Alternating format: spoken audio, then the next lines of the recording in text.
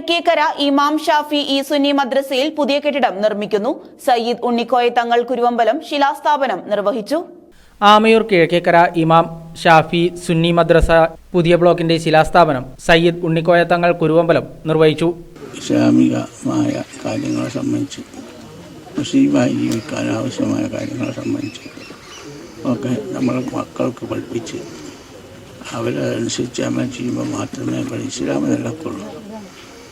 ആ കാര്യം എല്ലാവർക്കും അറിയുന്ന കാര്യമാണ്.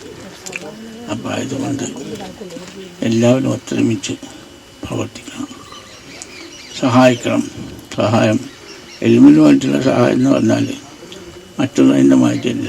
നമുക്കറിയാം, ഒന്നിക്ക് 1,00,000 ഉറുപ്പിക, 1 ഉറുപ്പികക്ക് 1,00,000 ഉറുപ്പിക കൂലി കിട്ടുന്ന പണിയാണ് എലിമിന് വേണ്ടി സഹായിക്കുക എന്നുള്ളത്. ഇവിടെ ഇതുവരെ കുട്ടികൾ 10 കൊല്ലത്തോളം ഒരു ഷെഡിലാണ് പഠിച്ചിരുന്നത്. പിന്നെ ഈ പ്രദേശത്തെ സംബന്ധിച്ചിടത്തോളം ഇവിടെ ഇങ്ങനെയുള്ളൊരു സൗകര്യം അൽഹംദുലില്ല ഏറ്റവും ഫضലാണ്. അപ്പോൾ അങ്ങനെ ഇല്ലാതെ അങ്ങനെ പല സ്ഥലങ്ങളിലുണ്ട്. തുടർന്ന് നടന്ന ചടങ്ങിൽ അബ്ദുറസാഖ് മിസ്ബാഹി അധ്യക്ഷനായിരുന്നു. SJM state secretary Umar Madani ഉദ്ഘാടനം നിർവഹിച്ചു.